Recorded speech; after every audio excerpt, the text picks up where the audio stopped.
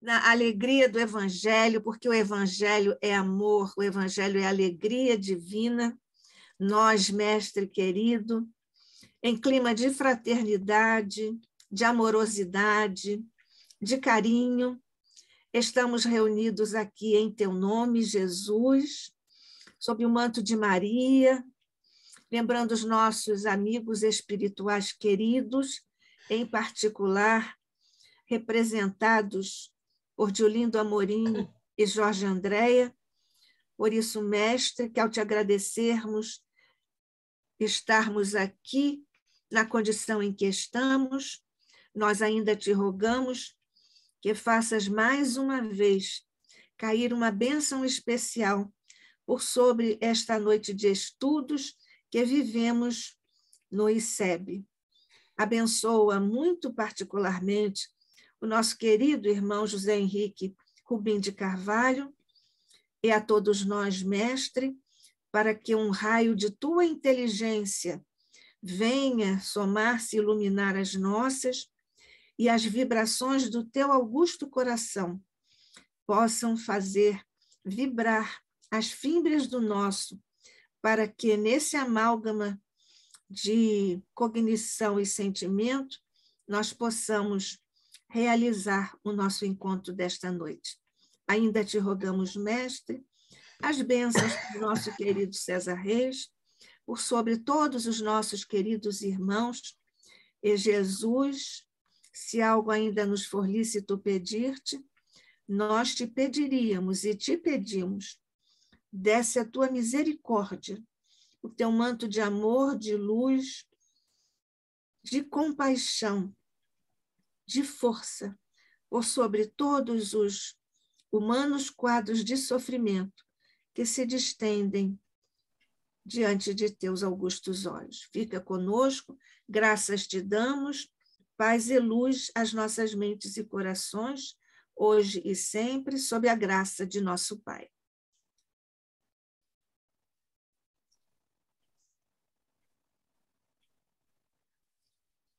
Bem, nós hoje, seguindo a nossa programação, nós estudamos hoje com José Henrique Rubim de Carvalho, que é médico do trabalho, terapeuta de vida passada, terapeuta floral de Bar, presidente da Associação Médico Espírita de Nova Friburgo, a AME Friburgo, expositor espírita, inclusive, claro, aqui no ICEB. Então, José Henrique Rubim de Carvalho, que vai nos falar sobre o bem e o mal e a ponderabilidade do perispírito. Vamos acompanhar você com todo carinho. Obrigado, Nádia, e queridos companheiros do ICEB, da família ICEB, né? Pois, afinal, somos uma grande família. Grande não no sentido de número, mas no sentido de coração. Nós queremos ser também, viu? Precisamos ser. Também. Mas primordialmente no sentido de Sim. Coração, de amizade, de carinho e de amor. Então, hoje nós vamos falar o bem e o mal e a ponderabilidade do perispírito. Então, eu já vou botar aqui a telinha. Queria que vocês me confirmassem. Acho que já está aqui. Está ótimo. Para mim está bem. Para mim está bem. Para todos também? Acho que sim, né? Pois bem. Então, vamos dar continuidade aos nossos estudos desse maravilhoso livro, profundo, muito científico, que é o livro do Zalmino Zimmermann, Perispírito. E nós estamos ainda nas propriedades do perispírito. Eu acrescentei esse título para relacionar o bem e o mal e a ponderabilidade, o peso do perispírito. E claro que quando fazemos esse tipo de referência, estamos falando também da densidade do perispírito e de sua luminosidade. Os três aí estão intrincados. Então, vamos discorrer sobre esse assunto, que ele é bastante interessante, e começando aqui, então, na densidade. O perispírito, agente da alma, Está lá em Lamennais, o Livro dos Médiuns, item 51. Lembrando que, sempre fazendo esse tipo de abordagem, a alma é o princípio inteligente que, com seu corpo perispirítico, ou psicossoma, modelo organizador biológico, segundo Hernani Guimarães Andrade, campo organizador da forma, segundo o biólogo inglês Rupert Sheldrake, compõe, então, o espírito. O princípio inteligente, a alma, filosoficamente falando, e o seu corpo, que é o perispírito, compondo, então, o espírito. Não deixa de ser matéria, como sabemos. Uma matéria mais sutil, mais quintessenciada, como está aqui, ainda que de natureza quintessenciada. Como tal, apresenta, fundamental que entendamos isto, uma certa densidade que se relaciona com o grau de evolução da alma. Então, não é difícil entender que quanto mais evoluídos, mais espiritualizados, nosso corpo perispirítico vai sofrendo alterações, levando-nos a uma condição mais sutil, mais etérea, mais quintessenciada. Esse é o processo evolutivo. E está lá no Livro dos Médiuns, que a densidade perispirítica varia de indivíduo para indivíduo. Então, a densidade do meu perispírito é diferente do da Nádia, do Cláudio, da Marisa. Não somos iguais, obviamente falando. Então, nos espíritos moralmente adiantados, escreve Kardec, é mais sutil e se aproxima dos espíritos elevados. Já nos espíritos inferiores, ao contrário, aproxima-se da matéria, e é o que faz os espíritos inferiores, de baixa condição, conservarem por muito tempo, que é variável, as ilusões da vida terrestre. Sabemos perfeitamente da preponderância das forças materiais sobre todos nós. Agora, uns vão ter essas ilusões por muito mais tempo, porque estão ainda presos e atrelados às chamadas ilusões da vida terrestre, dos prazeres materiais. Então, é fundamental que nos desliguemos dessas ilusões. E quando a gente fala de ilusão, eu me lembro aqui claramente uma definição muito interessante do Pierre Weil, fabuloso educador francês, psicólogo, que ele nos diz que a raiz de todo sofrimento humano é o apego.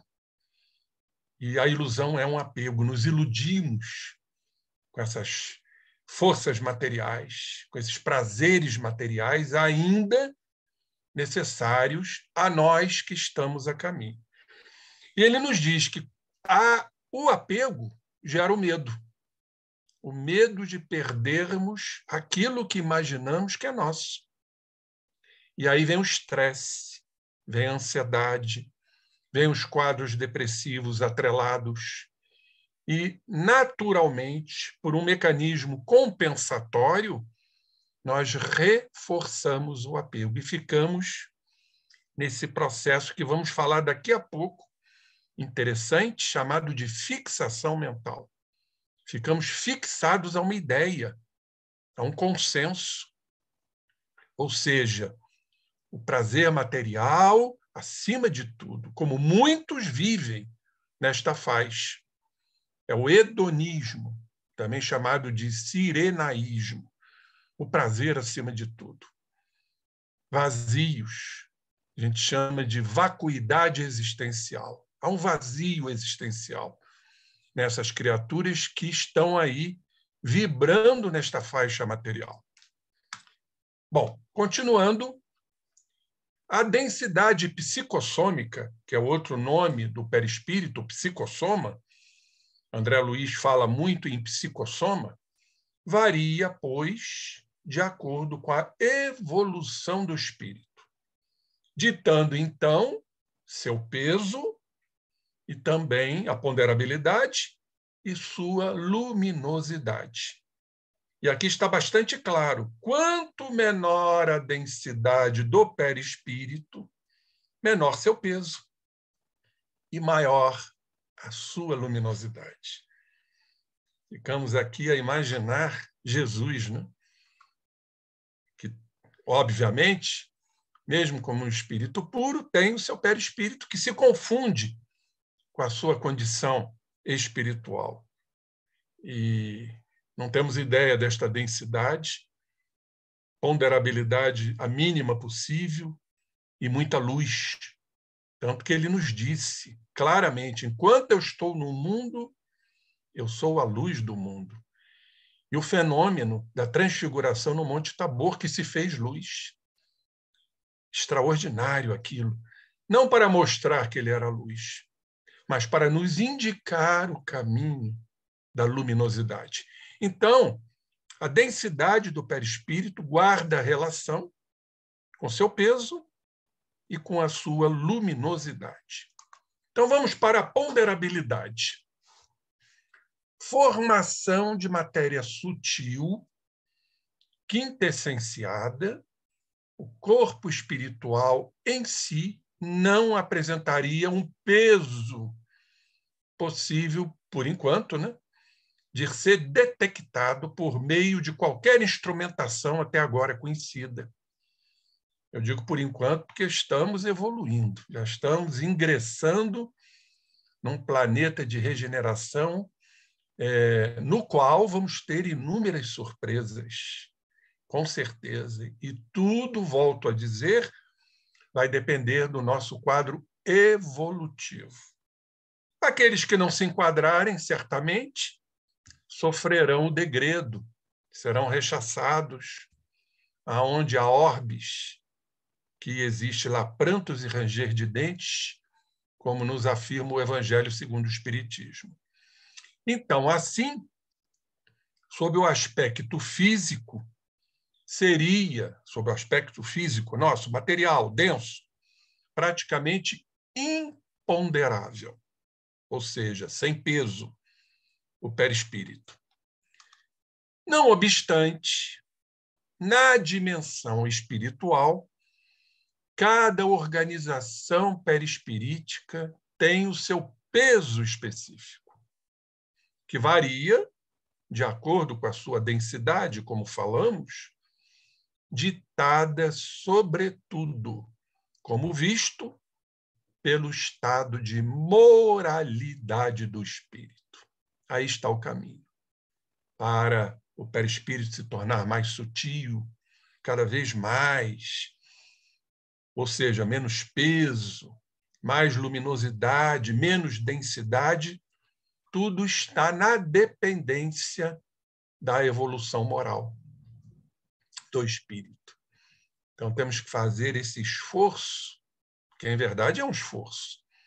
O autoconhecimento é um grande esforço, porque, normalmente, nós evitamos, rechaçamos a nossa realidade, nosso pertencimento, que nos incomoda profundamente. Então, é quase que instintivo e automático fugirmos da nossa realidade. Então, precisamos utilizar os recursos espirituais, os valores espirituais, que estão também às expensas da maturação do espírito, para, então, iniciarmos um trabalho sincero, honesto, humilde, de autodescoberta. E não é fácil, porque vamos nos descobrir, o nome já está a dizer, vamos tirar as cobertas, as máscaras, as proteções, os nossos escapismos, e aí temos que nos aceitar, que seria um segundo passo, porque podemos nos conhecer e não nos aceitar. A autoaceitação, então, a partir do momento que nos aceitamos, a nossa realidade, vamos então caminhando para o processo de transformação ou de espiritualização ou de moralização. Então, companheiros, não há outro caminho a não ser seguir as leis de Deus que foram exaradas pelo Mestre Jesus, que nos trouxe o Evangelho de amor, nos trouxe as bem-aventuranças. Não há outro caminho. Temos que realmente seguir este processo de transformação, de luta interna. Como diz a Joana de Ângeles, é uma luta sem quartel. Não há armas. É uma luta com nós mesmos. Lembrando que somos movidos e dirigidos ainda pelos nossos condicionamentos, os atavismos. E não raro, isso acaba se exteriorizando, chega à mente consciente, nos empurrando para os erros, para os naufrágios, para as derrapagens morais. O que fez Paulo a nos dizer: o bem que eu quero fazer, eu não faço. No entanto, o mal que eu não quero fazer, este eu faço. Uma das frases mais brilhantes do apóstolo Paulo. Porque somos movidos pelos condicionamentos. O processo de desimpregnação de nossos valores arquitetados, perpetrados em tantas e tantas existências, não é fácil, sabemos. Mas a doutrina está aí a nos mostrar, a nos indicar o caminho a ser seguido. Continuando. Então, diz aqui André Luiz, está lá no livro Entre a Terra e o Céu, a bibliografia embaixo, nossa posição mental, afirma ele, determina o peso específico do nosso envoltório espiritual e, consequentemente, o habitat que lhe compete. Diz André Luiz, é um mero problema de padrão vibratório. Qual o padrão que estamos vibrando? Na verdade, isso vai estar de acordo com a nossa moralidade, nosso padrão vibratório. Anota, Emmanuel, que o perispírito obedece a leis de gravidade no plano a que se afina. Está lá em Roteiro, livro do nosso Emmanuel, Psicografia do Chico, significando que, embora possa parecer fisicamente imponderável, porque não é matéria densa, perispírito, não deixa de apresentar um certo peso, ponderabilidade variável em cada região ou esfera. Então, não estamos aqui a passeio. Estamos aqui pela lei de atração. Somos atraídos ao orbe com as suas leis de gravidade, com as suas forças nucleares, exatamente por conta do processo de afinidade. Não tem como a gente achar e pensar que vamos para instâncias de luz, pois ainda a nossa condição espiritual e perispirítica ainda não está consoante, não está em conformidade. Então, não vai ter nenhum juiz que vai dizer, Nádia, você vai lá para aquele planeta. Ô, Cláudio Conte, você vai para aquele planeta. Isso não existe. Somos atraídos naturalmente pelas nossas vibrações. E as vibrações estão ligadas às nossas condições morais. É assim que tudo funciona, seguindo a lei de atração, afinidade. Então, Emmanuel foi muito claro que o perispírito, o corpo perispirítico ou espiritual, obedece à lei da gravidade no plano a que se afina.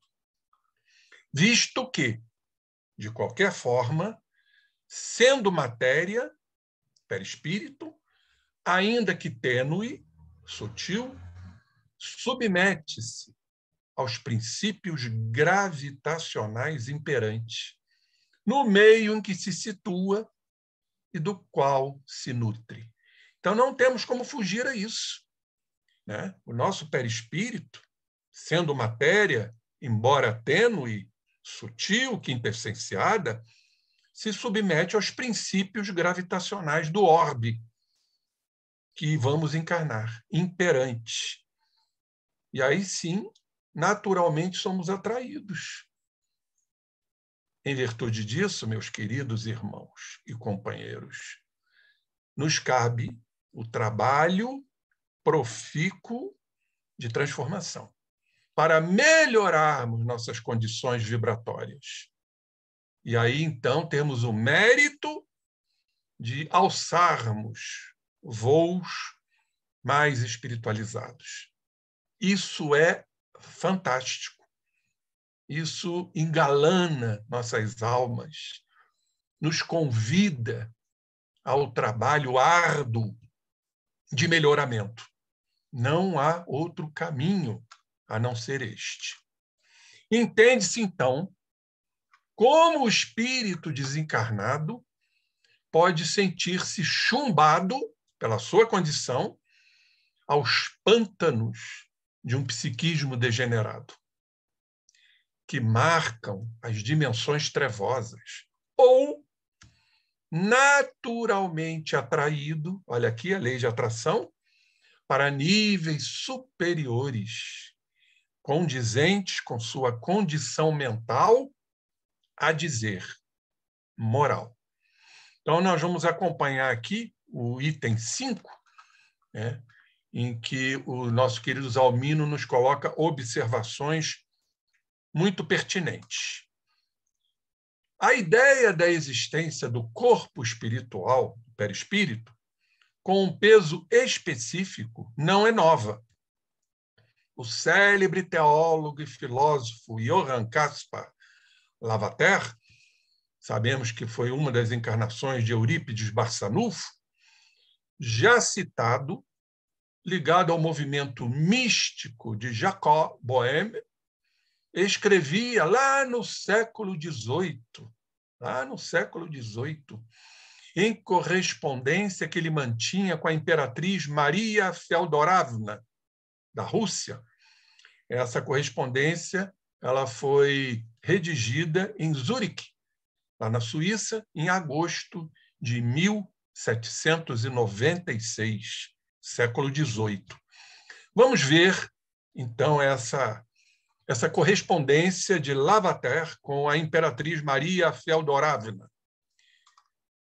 Diz o nosso querido Johann Caspar Lavater: cada alma separada do seu corpo, e aqui ele coloca com muita clareza, a alma separada do seu corpo. A alma é o princípio inteligente que, com seu perispírito, forma o espírito.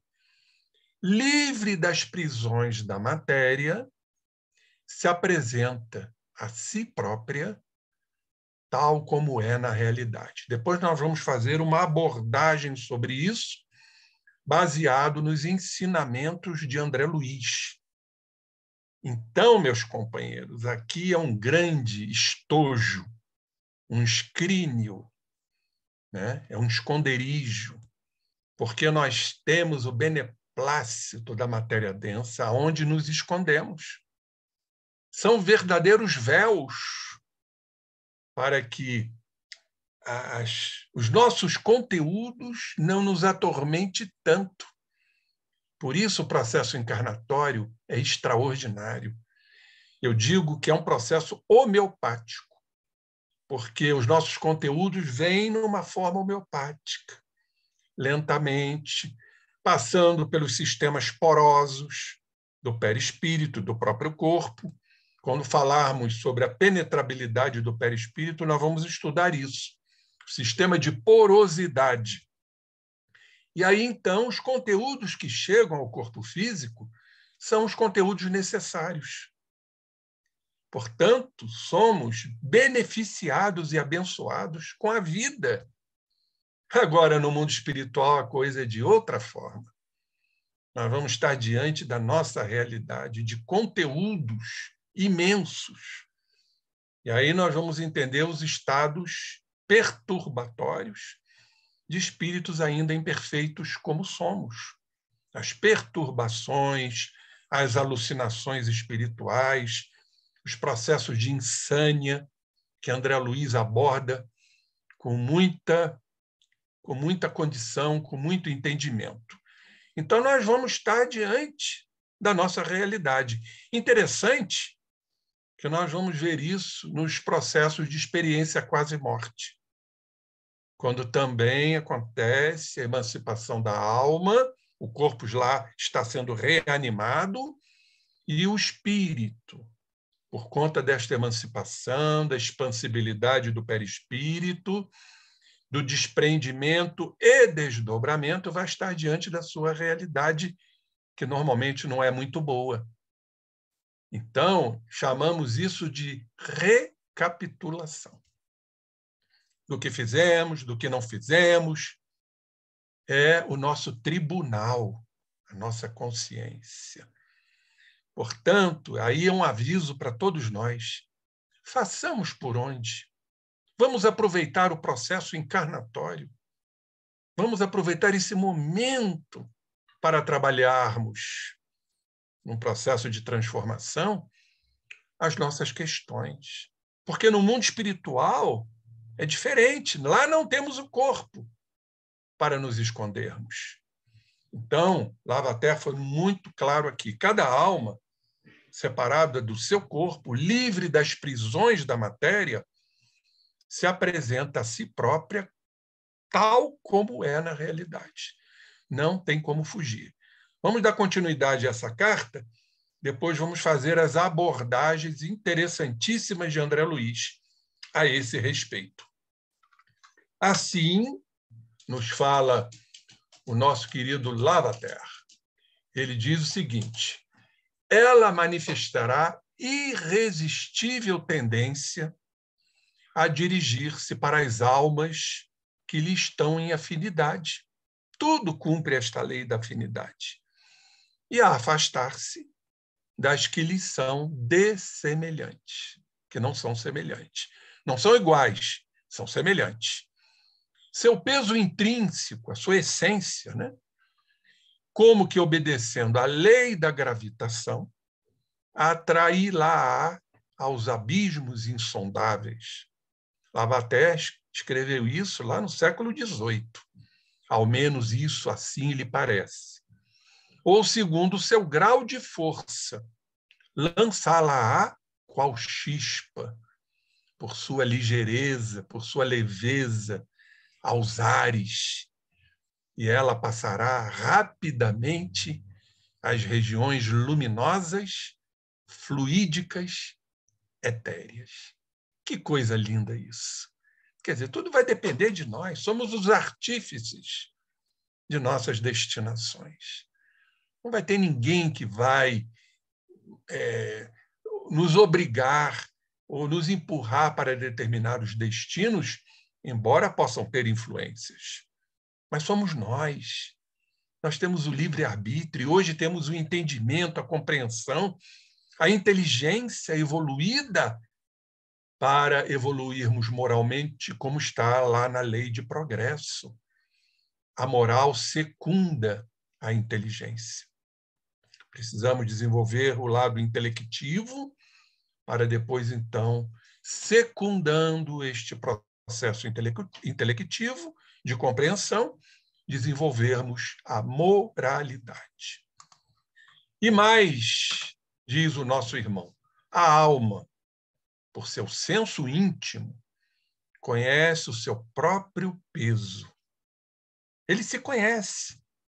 E é este, ou seu estado de progresso, que impele a alma para diante, para o progresso. Ou para trás, sem haver retrogradação. Não há retrogradação espiritual, a gente sabe disso, mas há um estado de degradação que é diferente de retrogradação. A gente não perde os valores, a gente se degrada. Ou para os lados, E seu caráter moral ou religioso é que lhe inspira certas tendências particulares. É o seu status. É como ele se apresenta. As suas tendências, suas predisposições, de acordo com o seu processo evolutivo. Então, Lavater diz aqui, o bom espírito. Sabemos, dentro das ordenações espirituais de Kardec, classificação que ele nos trouxe com brilhantismo, auxiliado pelos espíritos, as diferentes ordens dos espíritos. São 3: espíritos puros, bons espíritos e espíritos imperfeitos. Então, aqui, Lavater já está falando do bom espírito. Elevar-se-á para os bons. Lei de atração. Será atraído para eles em virtude da necessidade que sente do bem. Porque o bem já está nele. Então, ele sente essa necessidade, é algo natural, é algo intuitivo, é algo espontâneo. Jung diz que a intuição é um todo acabado, ou seja, já experienciado. São os nossos arquétipos, onde estão os nossos processos intuitivos, que é um dos tipos traçados por Jung, os tipos psicológicos, né? A nossa tipologia psicológica, ou seja, o pensamento, o sentimento, o nosso sensório, no corpo, e os nossos processos intuitivos. Então, aqui, isso também está no livro de Leon Denis, O Porquê da Vida, nos trazendo aqui a correspondência inédita de Lavater.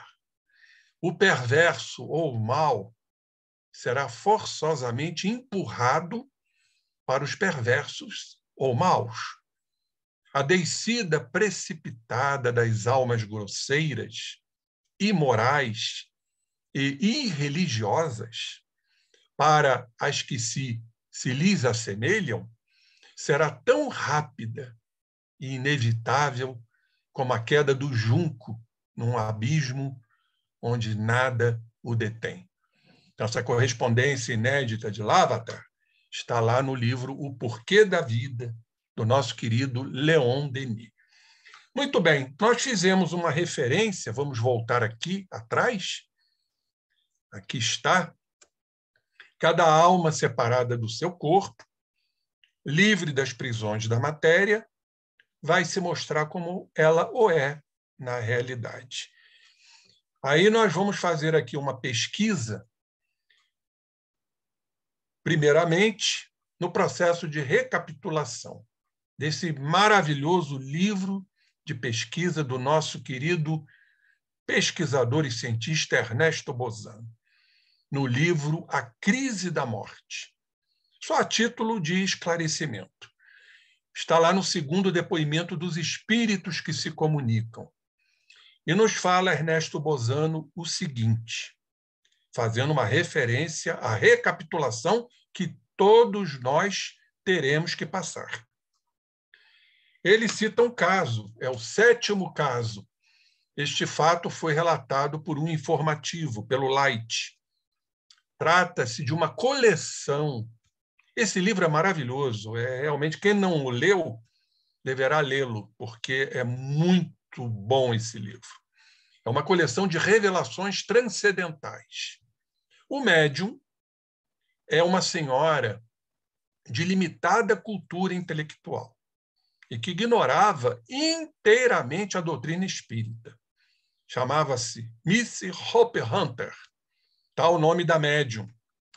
E ela teve a manifestação de seu irmão que morreu na guerra, o irmão da Miss Hopper-Hunter. Vamos ver. Diz aqui o Ernesto Bozano, aditar-lhes-ei algumas outras, colhidas nos esclarecimentos dados a respeito pelo espírito guia da médium, a pedido dele, do espírito. E ele, o espírito guia, começa ponderando. Além disso, refere teu irmão, o irmão que morreu na guerra, da médium. vi passarem diante de meus olhos todos os acontecimentos da minha vida em os quais me comportara mal. Meu Deus, que tribunal, né? Tudo passa. É igual um filme ultra rápido, o processo cognominado de recapitulação. Todos nós vamos passar. Nada fica escondido.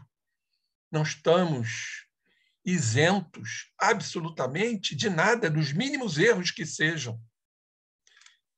Exatamente, eu trouxe essa comprovação desse fantástico livro, A Crise da Morte. Trata-se de um fenômeno muito notável da existência espiritual. Geralmente, isso preludia a sanção a que todos nós temos que submeter pelo que toca às nossas faltas. A visão se desenrola diante de nós num rápido instante. É fulminante, mas nos oprime pelo seu volume, pela sua intensidade, e nos abala e impressiona pela sua intensidade. O quanto isso é desastroso para os espíritos ainda inferiores, com inúmeras deficiências, vai estar diante dele próprio. Não tem como fugir a isso. Este é o grande tribunal. E para isso, então, vamos fazer uma consideração muito importante do livro A Natureza da Psique, de Carl Gustav Jung, que ele nos fala nessa teoria interessantíssima dos complexos, que são energias psíquicas independentes, carregadas de emoção, de afetividade, e as nossas emoções ainda são deletérias, nossas culpas, nossos medos, nossas iras, nossas intolerâncias, isso vão formando ilhas, no dizer de Jung, que se denomina de complexos.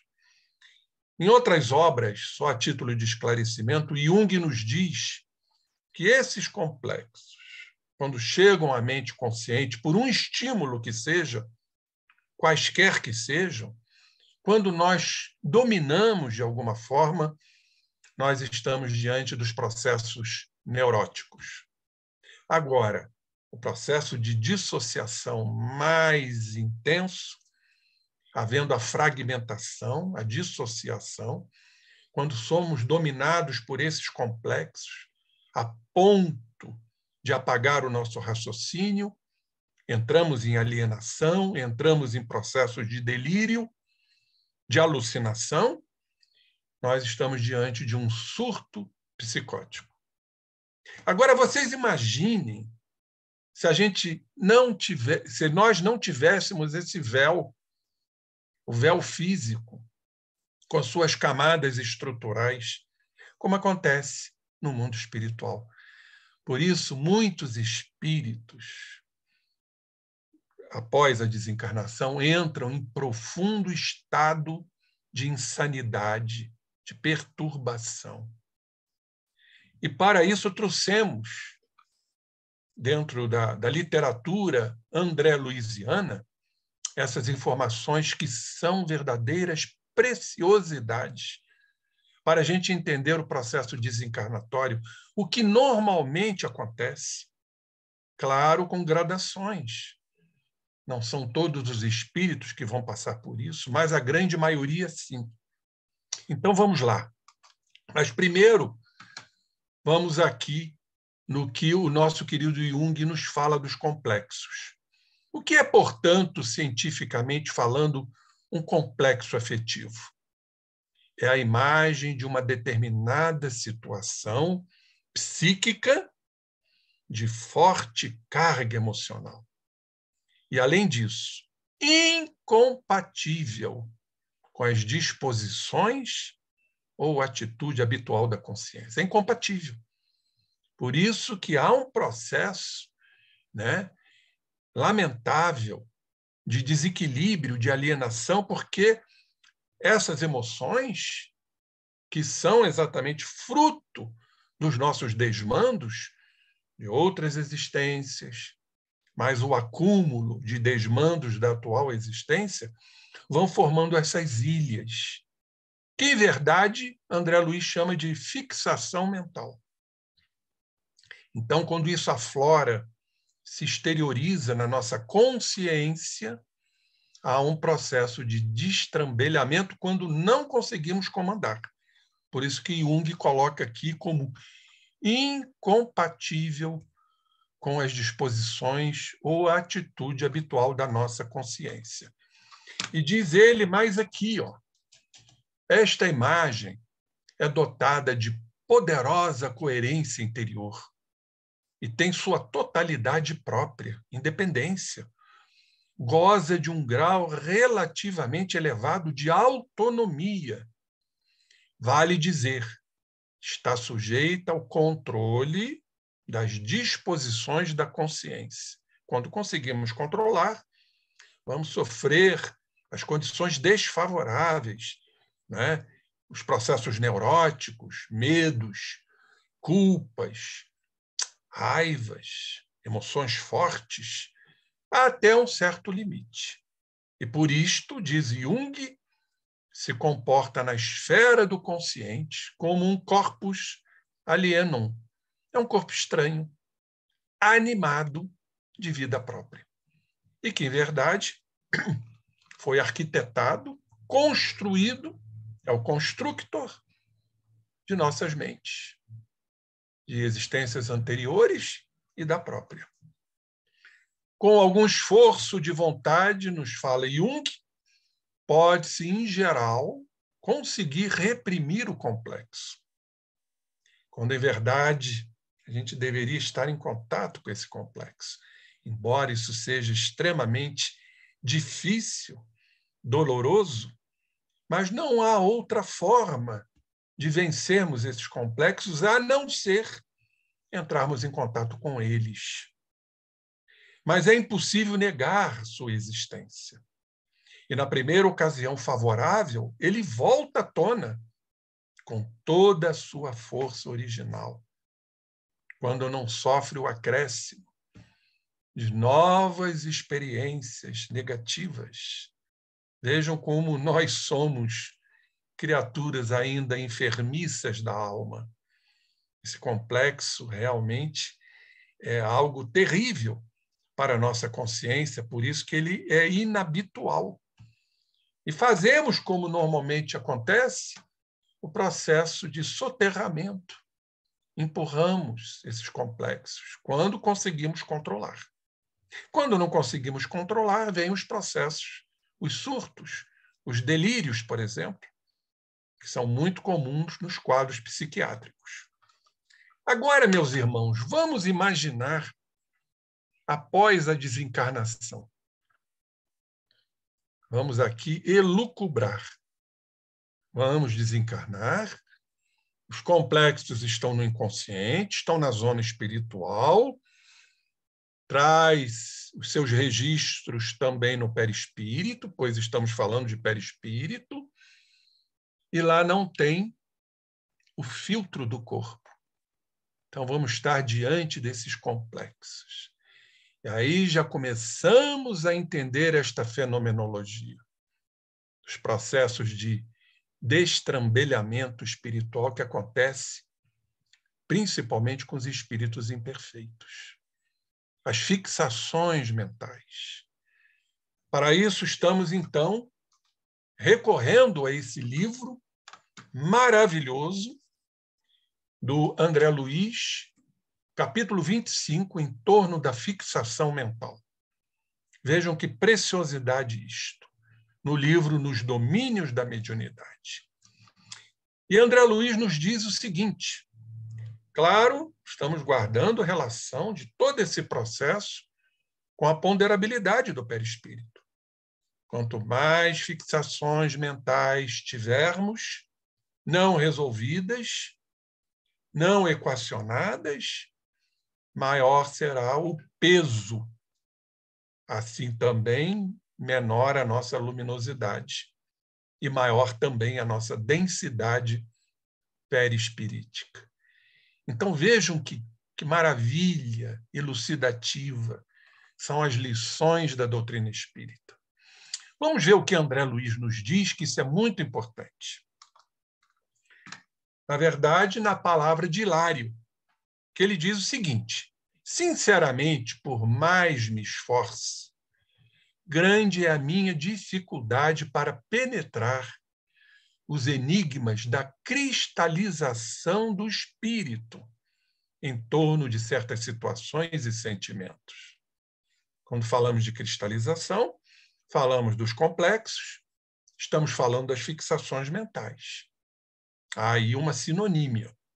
Como pode a mente deter-se em determinadas impressões, demorando-se nelas, como se o tempo para ela não caminhasse? Ficamos presos a determinadas ideações. Vamos dar um exemplo aqui que é característico: as mágoas. Como existem criaturas presas às mágoas, mágoas essas muitas vezes da infância, as feridas da infância, quando sofremos rejeições, abandonos, né? Em outros irmãos, por exemplo, processo de exclusividade, que acontece muito nas relações dentro do lar. Então, essas mágoas ficam ali sendo nutridas, alimentadas, reforçadas. Pois é como se o tempo parasse. Exatamente essa noção. Tomemos, por exemplo, o drama falando de um infortunado companheiro. Olha só o que diz Hilário: séculos imobilizado nas ideias de vingança. Aquilo está lá. São complexos, são fixações. E vamos ver como é que isso funciona. Estará nessa posição lamentável por tantos anos sem ter reencarnado? Perguntou André Luiz. Aulus fala o seguinte, neste mesmo capítulo: é imprescindível compreender que depois da morte, no corpo físico, prosseguimos desenvolvendo os pensamentos que cultivávamos na experiência carnal. É o que a gente leva. A gente costuma dizer que caixão não tem gaveta, né? Vamos levar exatamente as nossas experienciações carnais. A ideia fixa, nos diz Aulus, pode operar a indefinida estagnação da vida mental no tempo. Essa ideia da qual não saímos, igual uma mágoa, ficamos a remoer aquelas mágoas ao longo dos tempos, tentando um projeto de vingança, seja ela qual for, e fica aquela ideia física, fixa, melhor dizendo, ao derredor, no nosso grande problema, do nosso ponto nevrálgico. Quando felizes, não tomamos conhecimento dos minutos, não é assim? Quando a gente está feliz, parece que os minutos se escoam numa rapidez impressionante, satisfazendo aos nossos ideais ou interesses mais íntimos. Os dias voam céleres, ao passo que, em companhia do sofrimento e da apreensão, temos a ideia de que o tempo está inexoravelmente parado. Tal o processo de fixidez, de fixação, é como se o tempo realmente estivesse inexoravelmente parado. E quando não nos esforçamos por superar a câmara lenta da angústia, a ideia aflitiva ou obcecante nos corrói a vida mental, levando-nos ao processo de fixação. São os complexos que o Jung nos traz. São as cristalizações, as mumificações, as ossificações, que é outro termo que Jung utiliza muito, a ossificação mental. Continuando. Chegados a esta fase, o tempo como se cristaliza dentro de nós. porque passamos a gravitar em espírito, é um circuito fechado, em torno do ponto nevrálgico do nosso desajuste. A gente vive realimentando o nosso desajuste. E muitos até, intencionalmente. É a chamada zona de conforto. É o medo, é a covardia de nos enfrentarmos. Então, nos situamos nessa zona de conforto.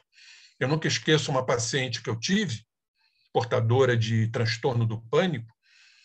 Equivocadamente, as pessoas chamam de síndrome do pânico, não se fala mais síndrome do pânico, é transtorno do pânico. Ela disse para mim, no auge da terapia, depois ela foi embora. Ela não suportou o tratamento. Ela disse o seguinte: doutor, eu me acostumei a ter pânico. Sabe lá o que significa isto? Se acostumar a ter ataque de pânico? Ainda era mais conveniente para ela, a sua zona de conforto, porque tinha um pânico, ficava em casa, a mamãe corria para o médico e por aí vai.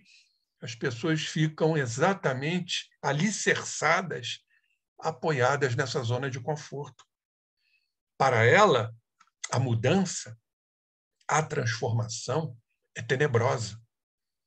O Freud diz: o grande medo do ser humano é a responsabilidade, porque temos medo de errar. Esse é o grande drama. Nosso ego, nosso orgulho, não nos admite falhar. E por isso, quanto menos responsabilidade, menos oportunidade de falharmos. Pois é, continuando então. Qualquer grande perturbação interior é um quadro de perturbação. Não temos o corpo físico para nos escondermos. Chame-se paixão, desânimo, aqui inclui-se o quadro depressivo, que é um quadro de desânimo, crueldade, vingança, ciúme ou desespero. Pode mobilizar-nos por tempo indefinível em suas malhas de sombra, quando nos rebelamos contra um imperativo de marcha incessante, consumo bem. Então ficamos imobilizados, fixados nessas ideias, como uma forma indefinível, nessas malhas de sombra, de complexos. Muito bem. Quando nos não desvencilhamos, quando nós, desculpe-me, não desvencilhamos dos pensamentos de flagelação e derrota, através do trabalho constante, pela nossa renovação, transformação, progresso, transformamos-nos em fantasmas de aflição e desalento, mutilados em nossas melhores esperanças ou encafurnados em nossas chagas íntimas. Pois é, né, companheiros? Olha aqui, quando a morte nos surpreende, sem termos, ao menos, feito algum tipo de revisão, de autoexame, de conscientização, de humildade. Como sempre digo, humildade vem do latim humus, que quer dizer terra. Humus e humildade. Reconhecer a nossa condição terrena.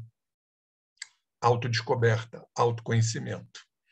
Então, quando não fazemos isto e a morte nos surpreende nessas condições, acentuando-se-nos, então, a experiência subjetiva, se a alma não se dispõe, olha como André Luiz coloca aqui, é um esforço heróico vencer as trevas interiores.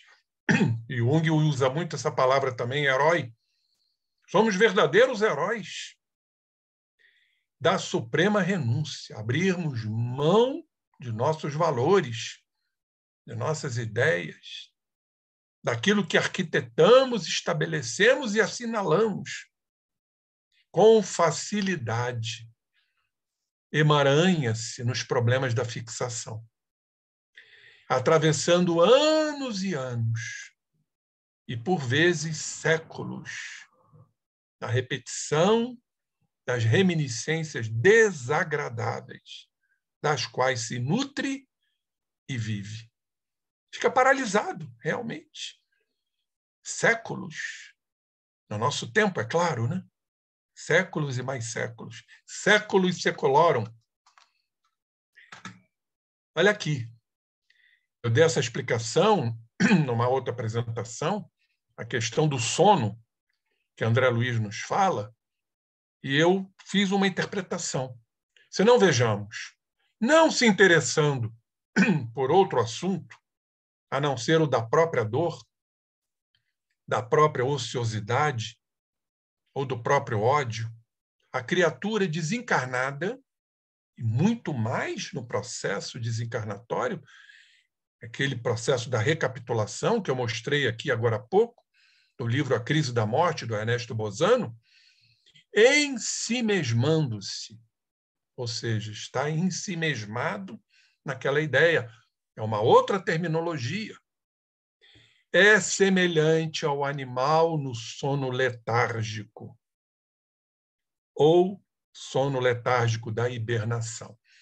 A interpretação que eu dei na ocasião é que, como nós estamos sempre alimentando esta fixação, nós, em verdade, extraímos do corpo perispirítico já denso energias para alimentar esse processo de fixação, esse processo de ensimesmamento, os complexos. E aí o perispírito, ele como que toma uma forma atônica. Ele perde a sua função, não a ponto de nós designarmos um espírito ovoide, a mutilação completa, mas diríamos uma semimutilação, um processo de atonia perispirítica.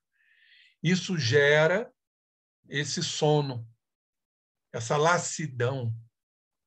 O espírito entra nesse sono letárgico, nesse processo de hibernação. E o que acontece diante disso? Ele está ali nesse sono letárgico, dormindo, vamos assim dizer, num processo de hibernação. O que acontece? Vejamos. Isola-se do mundo externo, vibrando tão somente ao redor do desequilíbrio oculto em que se compraz. Nada mais ouve, nada mais vê e nada mais sente, além da esfera desvairada de si mesma, ou seja, enlouquecida, ensandecida, processo de perturbação, das fixações.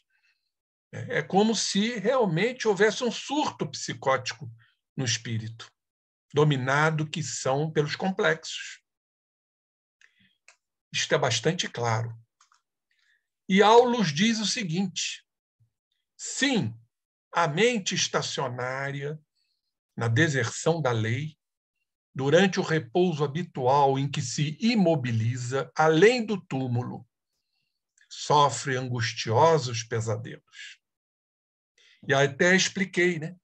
Diante dessa hibernação, desse sono letárgico, a parte mais densa do perispírito encontra-se nesse estado. E a parte mais sutil, ela sofre um processo de expansibilidade, de desprendimento, de desdobramento, e que vai normalmente entrar em contato com os algozes, os obsessores. Isto é o pesadelo espiritual. E o espírito acorda, então, diante desse pesadelo. Ele volta ao seu corpo perispirítico. E aí, então, diante da sua realidade, entra num processo de perturbação, de ensandecimento. Aqui, ó, despertando diante desse pesadelo, quase sempre em plena alienação, ensandecido. Poderíamos dizer um surto psicótico espiritual, que pode persistir por muito tempo. Olha o drama. André Luiz nos fala, né, quando ele visitou a enfermaria de espíritos ali hibernados, que 2 ou 3 de mais de 1000 espíritos despertaram e saíram correndo diante da sua realidade, em virtude desses pesadelos que o fizeram despertar, estando em contato com a sua realidade. Está aqui, ó, que pode persistir por muito tempo, cultivando apaixonadamente as impressões em que ele julga encontrar a própria felicidade, num profundo equívoco. Eu trouxe esta fotografia aqui, esse slide, nos mostrando exatamente isto. Então, espíritos aqui que estão sendo tratados, alguns dormindo, há esse processo de expansibilidade, de desprendimento, de desdobramento, entrando em contato com esses irmãozinhos aqui, nos chamados pesadelos espirituais. E muitos despertam, né? Porque não é normalmente o que acontece conosco. Quando estamos tendo um pesadelo, o que a gente faz? A gente corre para o corpo e desperta. Aquela sensação extremamente desagradável de um pesadelo. Isso no mundo espiritual também acontece. Muito bem, companheiros.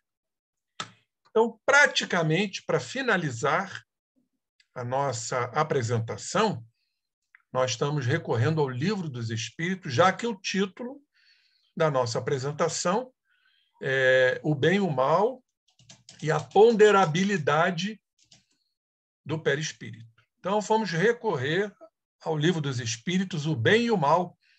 Está lá na 3ª parte, capítulo 1, da lei divina ou natural, em que o nosso codificador, na questão 629, pergunta à espiritualidade: que definição se pode dar da moral? O que significa moral?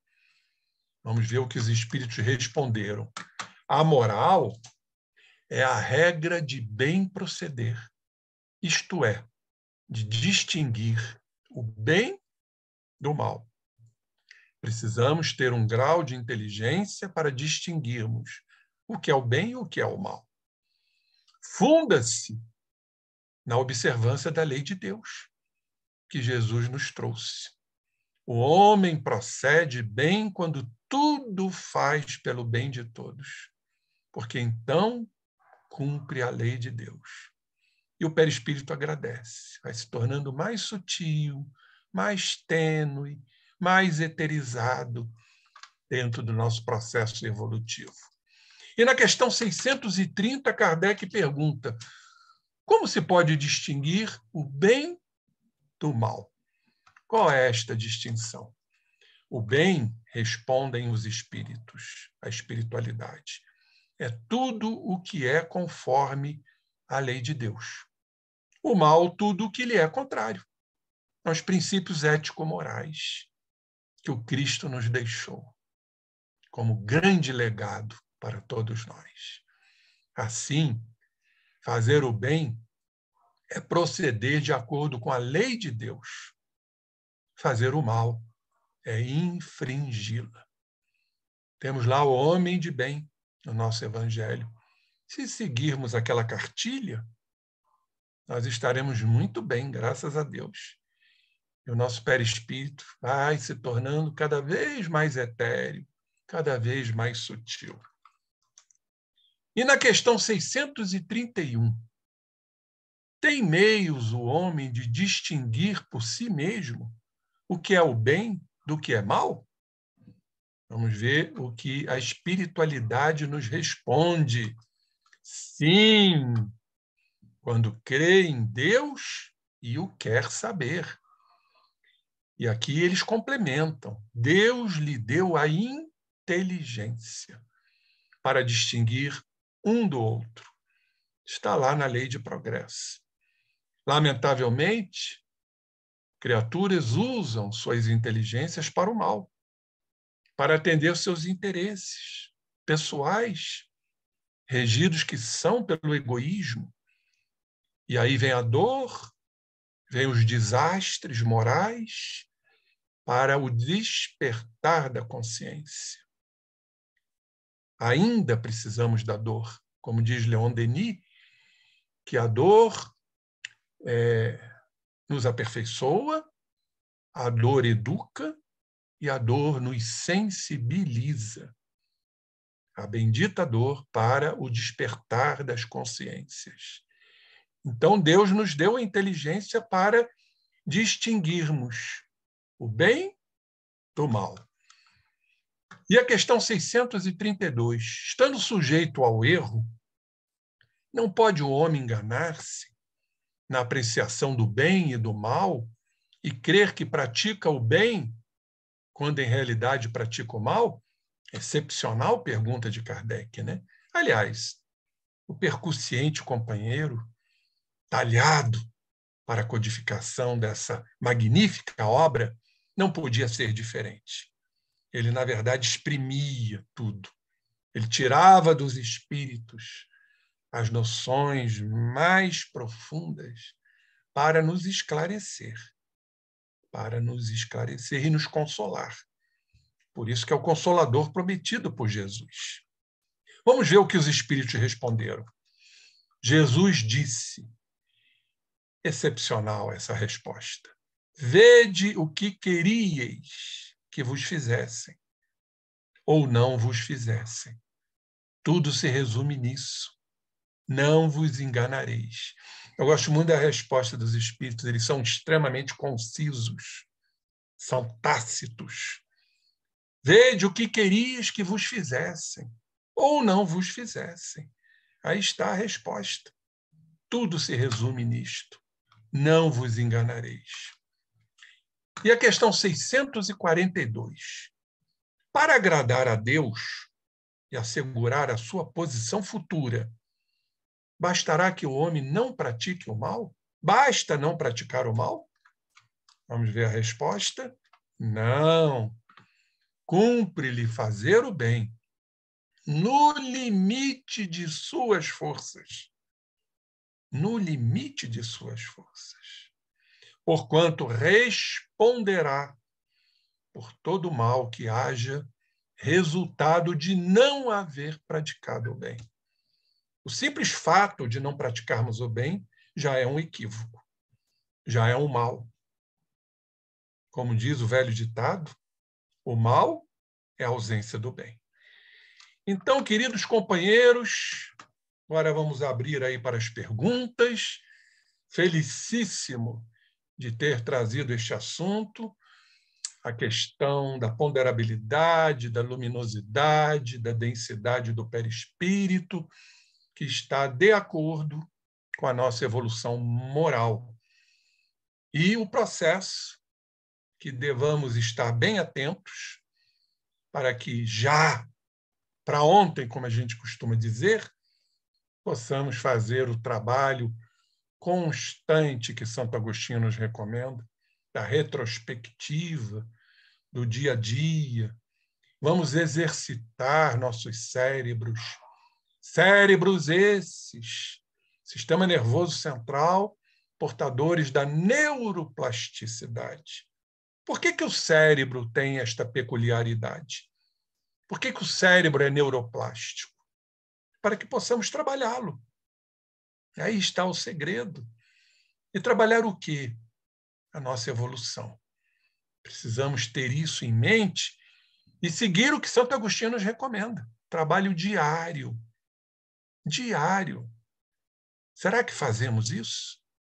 Fazer esta autoavaliação sincera do que falamos, do que dissemos, do que praticamos, do que deixamos de praticar, porque nós vamos estar promovendo uma atenuação, um alívio quando desencarnarmos, para não estarmos diante desse processo doloroso da recapitulação, ou uma recapitulação mais suave, não cairmos nessa hibernação, não sermos acordados, né, por pesadelos espirituais, os processos de perturbação, muito mais intensos do que quando encarnados.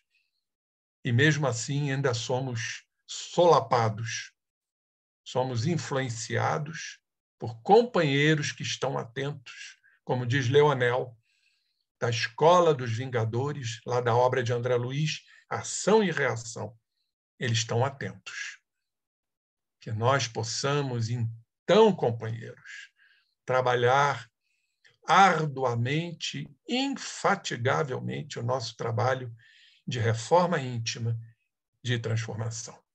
Muito obrigado pela atenção querida dos companheiros aí do ICEB e fico, então, aqui entregue a vocês para as perguntas. Vamos lá, minha querida Nádia.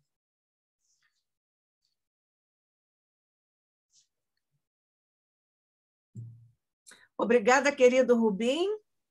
Mais uma vez, um assunto tão interessante e tão fundamental para os nossos estudos da doutrina espírita. Muito obrigada, Rubim. Nós temos aqui 2 perguntas. Você poderia... porque ainda não estamos vendo aqui a tela inteira. Você ainda vai usar vai projetar ainda alguma coisa do seu PowerPoint? Não. Não, não vou mais, não. Fátima. Quer que eu desligue aqui o PowerPoint? Isso não é interessante, porque aí nós vamos nos ver. Porque você Pronto. não vai... Isso, olha só, todo mundo tão bonito. Então, vamos lá. Olha, o Paulo de Felipe, Rubim, o Paulo de Felipe tem aqui 2 perguntas.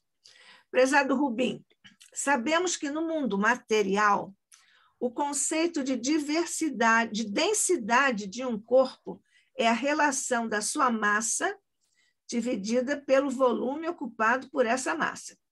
Estamos conceituando o perispírito, que é parte espiritual e parte material. É só um conceito, Rubim? Não, não é só um conceito, não. Entendemos o perispírito como matéria, que tem peso. O que mais falamos hoje foi a ponderabilidade, que vai variar com a condição moral.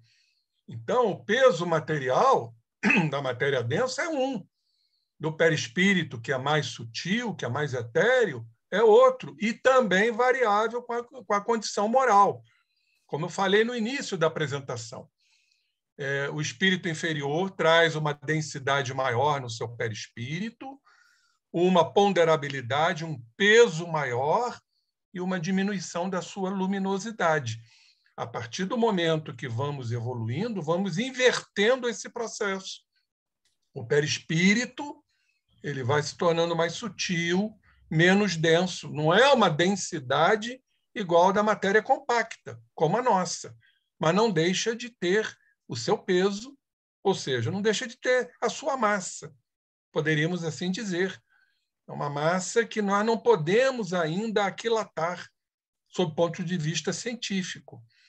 Conhecemos muito pouco a respeito do perispírito, mas fazendo uma ilação, né, desse processo, nós podemos entender que o perispírito, por ter peso, ele traz uma massa muito mais sutil em relação à massa do corpo físico, a massa orgânica, né, da nossa matéria física, orgânica.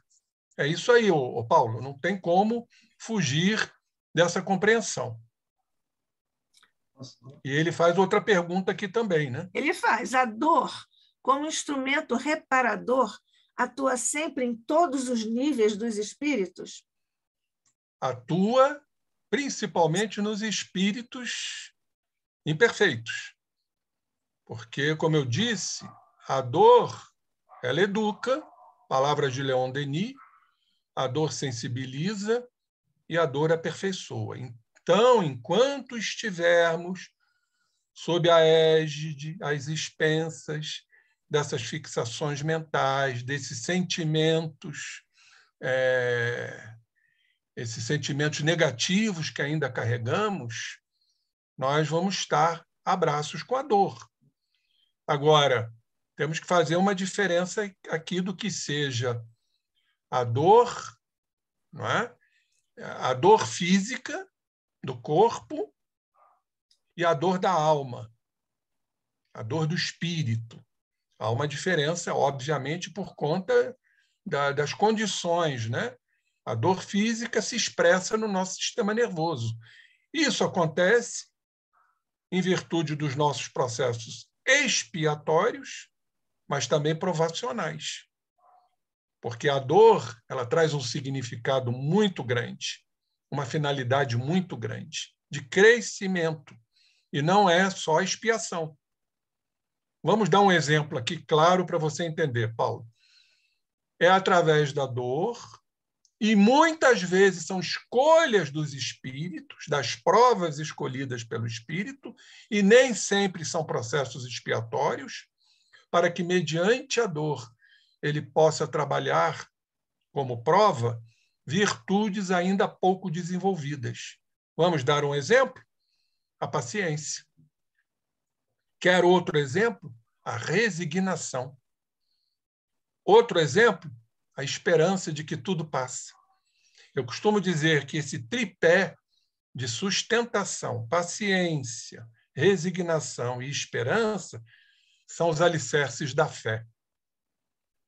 Aí passamos a ter fé, a fé robusta, a fé que encara a razão, como diz Kardec, né, face a face em quaisquer épocas da humanidade. Então, a fé ela se apoia, por isso ainda trazemos a fé muito pequena. Jesus falou, se tiveres uma fé do tamanho de um grão de mostarda, vamos realizar prodígios. Vamos dizer para as montanhas, que são as montanhas internas, transporta-te daqui para ali, e elas se transportarão. Então, a dor nem sempre cumpre um significado expiatório. Pode ser uma dor provacional para o espírito, para que o espírito cada vez mais, diante das provas que normalmente ele escolhe nessa condição, ele possa se aprimorar no campo moral. Então, a dor, como instrumento reparador, atua, sim, nos espíritos principalmente imperfeitos. Mas Emmanuel diz que até os espíritos superiores, eu não me lembro qual é a literatura, é um daqueles 4 livrinhos que a gente lê na preparação, né, antes de uma palestra, de uma apresentação, Fonte Viva, Vinha de Luz. Num desses livrinhos, Emmanuel diz que até os espíritos superiores trazem sombras. Então, veja que o processo de diluição, em virtude da integração, é um processo lento. E, obviamente, a dor está na dependência disso tudo, da resolução das nossas questões. Então, atua, sim, em todos os níveis de espírito, a não ser os espíritos puros, que, mesmo assim, como Jesus veio à Terra para passar pela dor física, no seu processo do flagício, da crucificação. Então, a dor ela traz um grande significado na evolução do espírito, seja por expiação ou seja por provação. Ok, Paulo? Rubim, nós não temos outras perguntas, mas estamos aguardando, viu? Vocês aí que estão aqui podem fazer perguntas para nós. Rubim, você agora falou sobre a dor no plano da expiação ou da provação, né?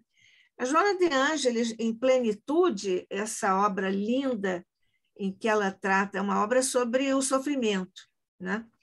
E ela fala da dor ou da expiação aparente, a pseudo-expiação, né? Que seria, no caso, a de Jesus e de outros espíritos.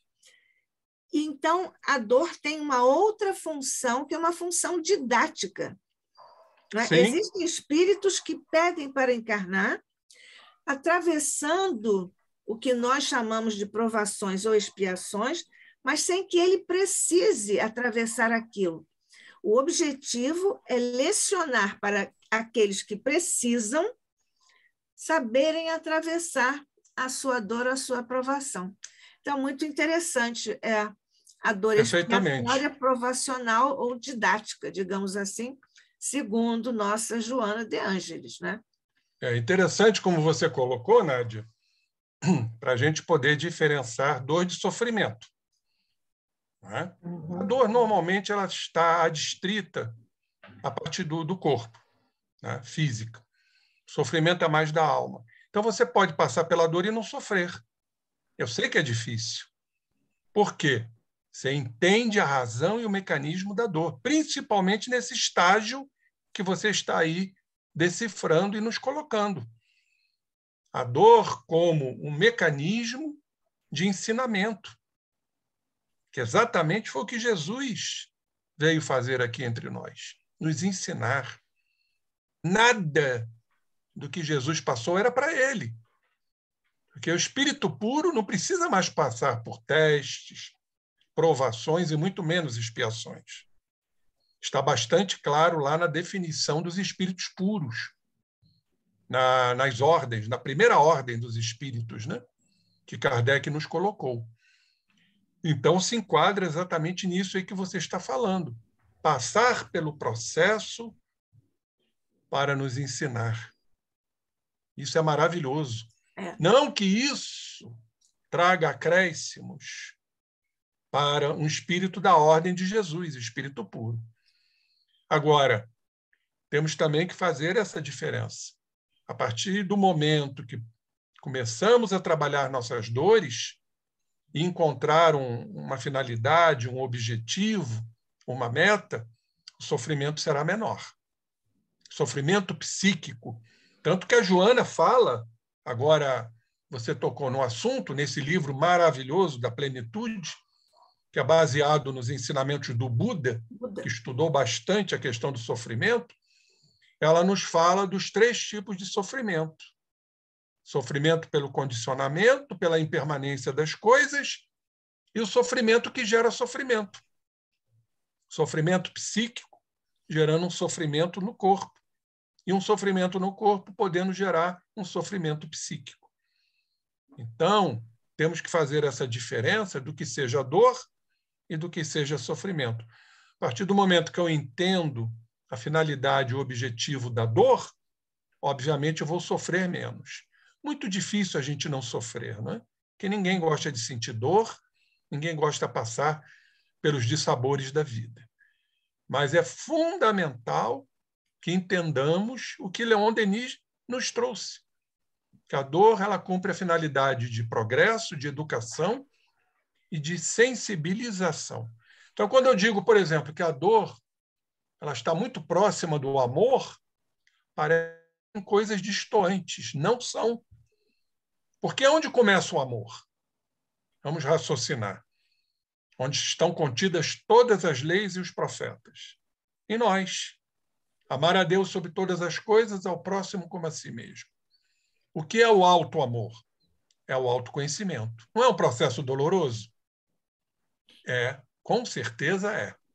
Então, a gente está vendo aí o processo da dor, do sofrimento, muito ligado ao processo do auto-amor, que a Joana nos fala em inúmeras obras suas. Autodescoberta, Homem Integral, Triunfo Pessoal, Em Busca da Verdade. Exatamente isto. Esse processo de autoexame, de autoidentificação dos nossos complexos, das nossas sombras, não é algo agradável, não. No nosso estágio, não é agradável. A gente assumir questões que nós normalmente repudiamos. Eu sempre dou um exemplo da inveja. Qual ser que se admite em inveja? Alguém já escutou isto? Eu nunca escutei. Eu sou invejoso. Ou então usam termos paliativos, né? Inveja branca. A gente tem essa mania, né? De diminuirmos as situações. Ou então, não é mágoa, é melindre. Como a gente tenta pequenar as coisas para nos isentar da responsabilidade de nos olharmos. Então, eu nunca escutei isso. Eu sou invejoso. Realmente é um autoconhecimento muito complicado, a questão da inveja, que é muito sutil. Muito sutil. A inveja é muito sutil. Às vezes a gente inveja imperceptivelmente, porque o outro tem mais capacidade, porque o outro é mais bonito, porque o outro tem mais dinheiro, que o outro é mais destacado na sociedade. Sempre tem aquela pontinha de inveja que nos é peculiar e que passa imperceptível a nós, a nossa consciência. Temos que estar abertos para as interpretações devidas, de dor, de sofrimento, de deficiências morais, de tudo que nos cabe como espíritos imperfeitos que somos. Eu fiz um trabalho agora recente sobre essas ordens espirituais e me detive nos espíritos imperfeitos. Meu Deus, como nós nos enquadramos bastante nessas classes espirituais que compõem a ordem dos espíritos imperfeitos. Muito. Somos um tanto galhofeiros, zombeteiros, um tanto neutros, até impuros, como nós trazemos nuances de várias classes na composição dos espíritos imperfeitos. Por isso que ainda estamos, creio eu, não fazendo aqui um juízo absolutamente, um tanto distantes da condição dos bons espíritos. Nós estamos caminhando para lá, já vislumbrando algumas coisas na nossa longa caminhada, na nossa longa jornada. Rubim, no fundo, a inveja é um elogio.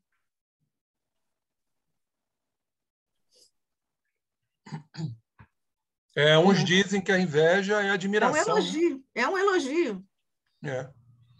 Mas se você analisar, sob o ponto de vista psicológico, o que está por trás da inveja? Primeiro, a criatura se sente diminuída em relação ao outro. Sim, por isso que é um elogio. O outro está acima. É o complexo de inferioridade. É. E por que a gente se sente a inveja por se sentir inferior? Menor. Porque acha que o outro é melhor. Então, lá no fulcro do processo da inveja está a culpa. A gente se culpa de não atingir o que a gente imagina que o outro está atingindo, porque tem isso. Às vezes o outro não está atingindo, mas a gente vê dessa forma. Tal a nossa condição de espíritos complexados. Olha, é um complexo. Como diz o Jung, é uma fixação.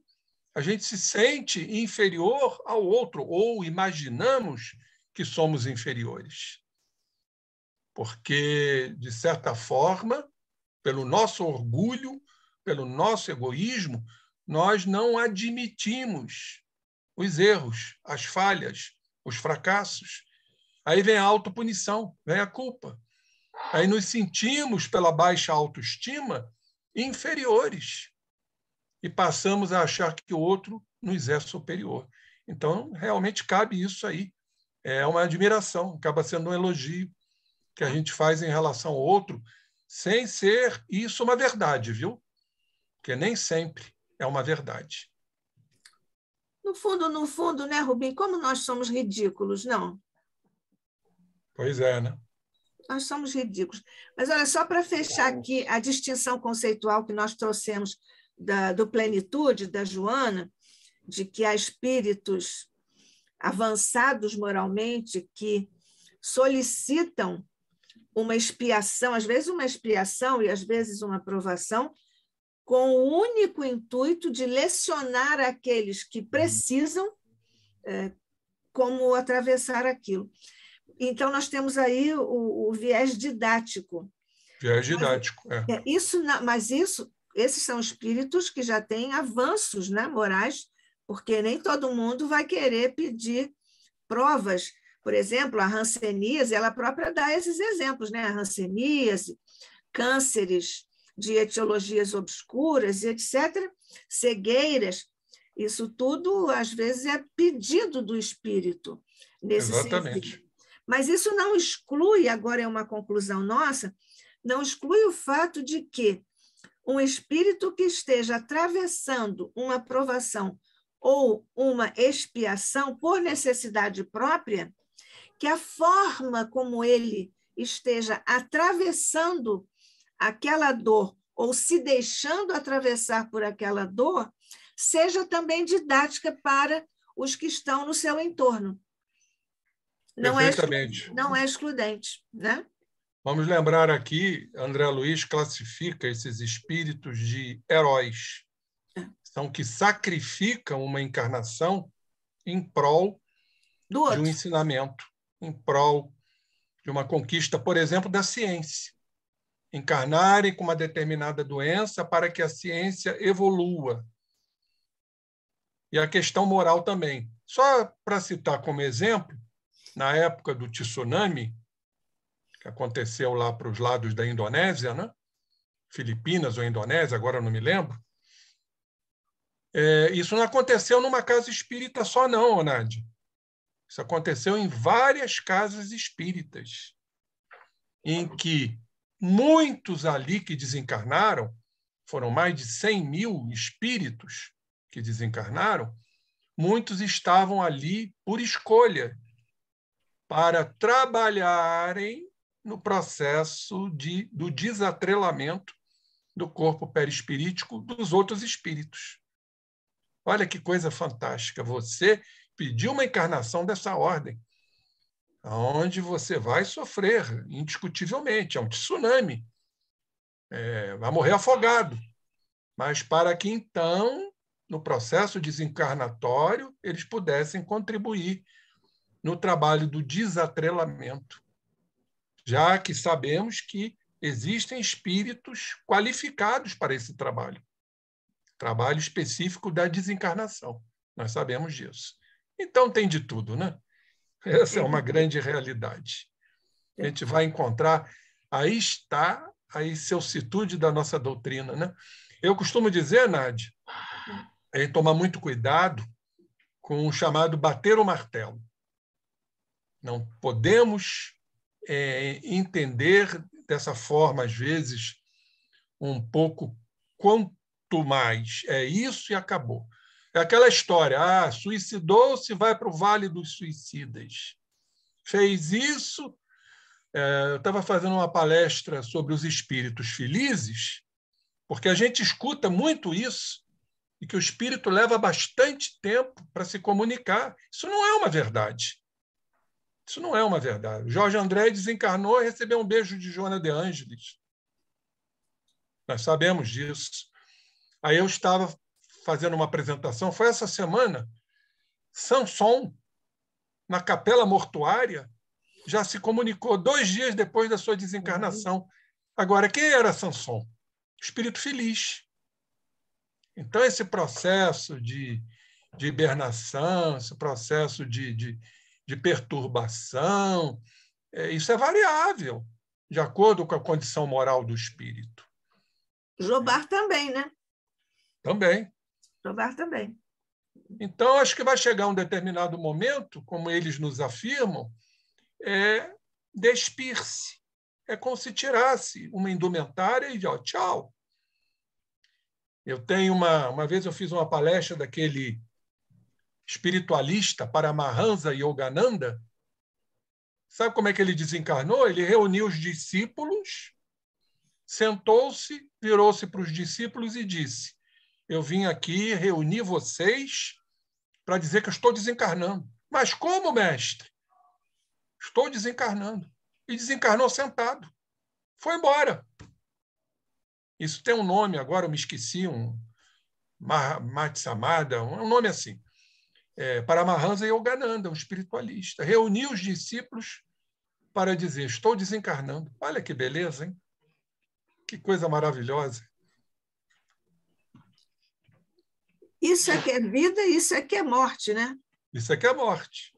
Isso é que é morte. Por isso que Paulo falou: ó morte, onde está o teu aguilhão? Ó inferno, onde está a tua vitória? Ô, Rubim, você falou aí no Lavater, e você disse que ele é uma das encarnações do Eurípides, né? Me informaram isso, né? Não, isso ele é. Né? Eu pesquisei essas questões, porque vou novamente falar para fazer propaganda mesmo.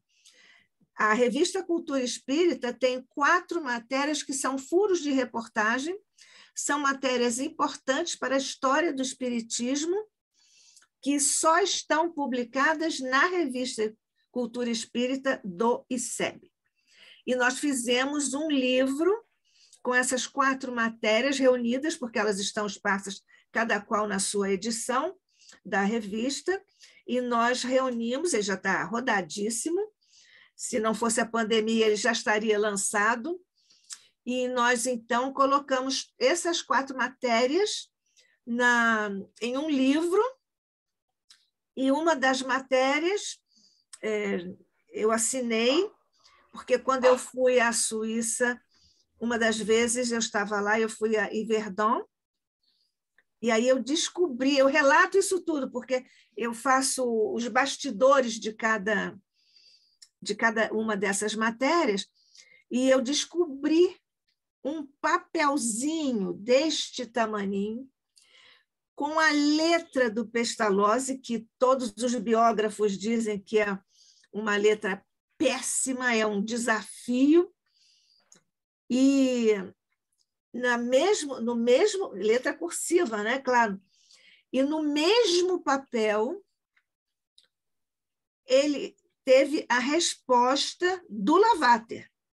Então é um papel importantíssimo, porque 2 espíritos desse quilate no mesmo papelinho, e é o único lugar em que está publicado esse material, e nós fizemos uma análise e tudo. Eu contratei uma professora de alemão, que também é tradutora juramentada, ela fez a tradução desse texto que o Pestalozzi escreveu, inclusive usando algumas palavras de alemão antigo. Então, é uma coisa bastante interessante. Então, isso está pesquisado, inclusive também está pesquisada essa relação do Lavater, que era chamado a Glória da Suíça, a relação do Lavater com a imperatriz da Rússia. É bem interessante. Outras coisas interessantes também, tem mais 3 bem interessantes. Quando é que vai lançar esse livro? Guarda um exemplar para mim, hein? Sim, claro, nós vamos lançar isso, vamos vender, claro, esse livro, porque é tudo em benefício do ICEB, né? Então, nós vamos fazer... Agora, vamos esperar nós sairmos completamente, desabrocharmos para a continuidade. Essa é uma expressão de um mentor muito querido nosso, Garcês. Ele me escreveu isso uma vez, numa determinada fase, falou, desabrochar para a continuidade. Ô Garcês. Então, o ICEB precisa desabrochar para a continuidade. Então, depois aqui dessa época de pandemia, que ainda não terminou, nós vamos fazer uma, digamos, celebração, uma comemoração dos 10 anos da revista. E tem isso, tem também a primeira carta que o Rivail escreveu solicitando autorização para cortejar Amélie Baudet. É a primeira carta. Tem a pesquisa do Zulser, lá da Suíça, que era um juiz de um tribunal superior, né, mais ou menos, aqui, mais ou menos seria o correspondente ao STJ nosso, e ele renunciou à carreira de jurista, porque ele não quis negar que tinha assistido a sessões daquela médium chamada a médium das flores, né? E está faltando um, né? Esse um é a prova que nós conseguimos recolher de uma invenção do Kardec, porque corria no movimento espírita uma história assim, o Kardec foi inventor, mas não havia ainda nenhuma evidência, nenhuma referência concreta de alguma invenção do Kardec. E nós conseguimos isso. Inclusive, inclusive com o próprio desenho do Kardec, colorido pelo próprio Kardec. Também os bastidores disso, com milhões de quilômetros e quilômetros que nós andamos. Eu andei aqui na nossa universidade para ver se nós conseguimos o desenho técnico, e depois eu e Cláudia Bonmartin também gastamos sola de sapato em Paris, mas conseguimos lá. Está tudo descrito nos bastidores dessas matérias, é uma coisa bem interessante e é uma contribuição interessante para a história do movimento espírita. Então, assim que nós conseguirmos estabelecer uma nova fase de estruturação para os novos tempos do ICEB, nós vamos fazer isso, que é essa comemoração. Esperamos fazê-lo em breve, né? Mas nós todos estamos já trabalhando muito para isso. Magnífico. Isso é uma coisa bem interessante. Eu acho que é isso. Assim, eu gostei muito de quando você falou do... Deixa eu ver se eu anotei aqui. Foi quando... Isso aqui é uma citação que eu não anotei de onde é. Quando felizes, não tomamos conhecimento dos minutos, né? Você fez a citação assim, ipsis verbis. André Luiz, é lá. Pois é, mas eu não anotei exatamente o... nos domínios da mediunidade. Da mediunidade, tá. E aí eu lembrei do Santo Agostinho, porque o Santo Agostinho é o filósofo da interioridade e ele tem a formulação filosófica do tempo psicológico. Então, muito bom, muito bom. Perfeito. Ninguém mais vai falar nada? Acho que está todo mundo com sono. Será? Puxa, mas quem pode dormir com Santo Agostinho, Lavater, Pestalozzi, Kardec, inventor? Isso não é possível. Não é possível dormir, não. Este é um sono letárgico. Não. É um sono Nós estamos letárgico, bem que aproveitando você falou. aqui, vocês conversando, vocês discutindo. Ninguém está dormindo aqui, não. Mas acontece que eu estava aqui falando com o Robin, porque vocês não falam nada, né? Vocês são muito discretos. Eu que não sou tanto. Isso mostra que falando. nós somos inteligentes, porque a gente fica quieto e deixa você falar e você conversar com o expositor. Então, nós somos inteligentes. Tá bom. As suas contribuições, especialmente, você vai instigando, e eu sei que acontece comigo, né? Você vai instigando e nós só vamos falando.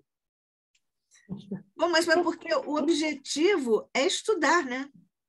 Sim. O objetivo é estudar. Tudo certo. É estudar. E você hoje não tem nenhuma perguntinha? Não. Nenhuma. A apresentação do Rubim eu achei muito interessante, é claro. E esse tema ele é interessante porque ele é complexo, mas nós só temos a nossa linguagem para expor. Então, eu vi ali o Rubim, né, fazendo um malabarismo para tentar explicar aquilo com as palavras que nós temos. E aí eu me vi ali também, que várias vezes eu me vejo nessa situação, querendo explicar algo, mas é tão limitada as palavras, né? E até o Rubim falou que nós precisamos exercitar a não analisar as coisas segundo a nossa própria visão, né? Então, é bastante interessante da forma como nós encaramos as coisas. Você tocou um assunto bastante interessante, Conte, porque Em vários momentos no Livro dos Espíritos, os espíritos dizem ao Kardec: entendei-vos quanto às palavras. Né? Entendei-vos quanto às palavras. Até tem um capítulo do meu livro Reflexões à Luz do Espiritismo em que eu estudo isso. Porque, na verdade, todos os sistemas linguísticos na Terra só criam palavras quando há a necessidade de nomear uma coisa, um objeto ou uma sensação, uma ideia. É só assim. Então, como as realidades do plano espiritual não encontram nenhum contraponto aqui no mundo material, nós ficamos assim desconfortáveis. Que palavras vamos usar? Porque nós não temos palavras. Não, falta a palavra, né? Exatamente. Eu vi o Rubinho ali fazendo um malabarismo dele para responder o Paulo de Felipe, né? Especialmente na primeira pergunta do Paulo. Aí você tem que descrever um conceito que está fora do âmbito material com uma linguagem puramente voltada para a matéria. Né? Kardec, para nós, inventou, né, algumas palavras ali e que nós utilizamos, como espírita e perispírito, que nós utilizamos, mas você tem que descrever alguma coisa que está fora da matéria com a linguagem material. Essa questão da densidade do perispírito, isso é um problema, né? Porque quando a gente fala em densidade, a gente vai interpretar essa densidade material, e a definição do Paulo está corretíssima com relação à densidade, né? O que seja densidade. Aí tentando explicar o significado de densidade, que na verdade é outra condição de existência, é outra mensuração, e nós acabamos nos perdendo nessas palavras comuns. Mas a gente vai chegar lá, né, Conte? Isso é uma questão de evolução, né? Sim. Eu acho que Eu esse acho que planeta... para inventar as palavras, né, como a Nádia estava falando, que quando surge a necessidade, um objeto, alguma coisa, nós inventamos as palavras. Eu acho que essas palavras elas só serão formadas ou construídas ou inventadas a partir do momento que os nossos conceitos sejam mais sólidos, certo? Quando nós soubermos exatamente o que nós estamos falando. E aí nós estaremos em condições, né? Quer dizer, claro que não é uma pessoa só, mas quando a coletividade estiver mais consciente a respeito desses conceitos, estiverem mais claros, aí essas palavras vão naturalmente surgindo, né? Assim como o conceito de perispírito. Inventar o termo perispírito, você tinha que ter um conhecimento assim forte, né, sólido do que é realmente o perispírito. E Kardec teve, e ele veio descrever para nós. E esse é o conceito que nós utilizamos até hoje. Assim, eu não conseguiria encontrar uma palavra ou uma forma melhor de apresentar, pelo menos, o conceito do perispírito. Aí eu acho que nos falta realmente uma conceituação sólida, né? Um entendimento sólido do conceito, melhor dizendo.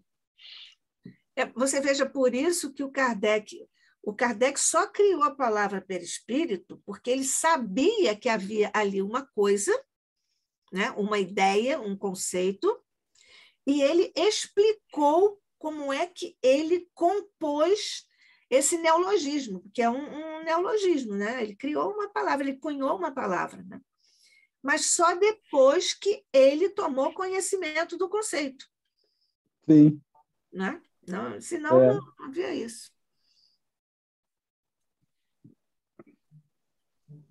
E nós tomamos conhecimento de tantas coisas, né?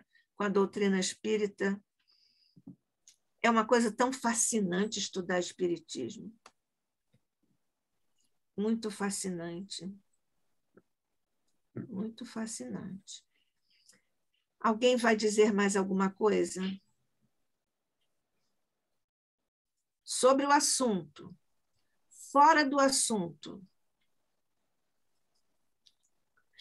Então, vamos encerrar? Podemos? Podemos. Então, tá bom. Então, vamos, diante desses momentos tão cariciosos, de tão profundos entendimentos para nós, como espíritos imortais, nós, mestre querido, estamos aqui, pequeninos corações, diante do teu, para agradecer-te a noite linda que nós tivemos de estudo, da doutrina codificada por esse coração tão afinizado com o teu mestre, posto que foi sobre esses humanos ombros que tu refizeste repousar, talvez a maior tarefa que foi posta sobre os ombros humanos, que é o nosso querido Rivaio Kardec. A ele também, mestre, queremos agora endereçar, através do teu coração, a nossa gratidão profunda por tudo que ele nos trouxe com o teu aval, a tua permissão e até o teu anúncio em tempos recuados. Mas, sobretudo, te agradecemos, Jesus, por tudo que tens oferecido a todos nós, pavimentando os nossos caminhos e as nossas existências das luzes do teu amor, da tua paz e com as luzes da tua inteligência. Agradecemos, mestre, pelo ICEB, que nos recebe sempre com tanto zelo e carinho, e pedimos, mestre, como sempre, a tua paz, a tua luz e os recursos renovados para que possamos, com nosso esforço sincero, dar continuidade à missão do ICEB, este sonho do nosso querido Deolindo Amorim, que tem também germinado já no coração tão generoso do nosso querido presidente de honra, Jorge Andréa. Que a tua paz e a tua luz, mestre, possa permanecer conosco, rogando-te bênçãos adicionais para o expositor desta noite, nosso querido irmão José Henrique Rubim de Carvalho. Paz e luz a todos nós. Até o nosso próximo encontro, se Deus quiser, sob a luz e a paz de nosso Pai Celestial. Que assim seja.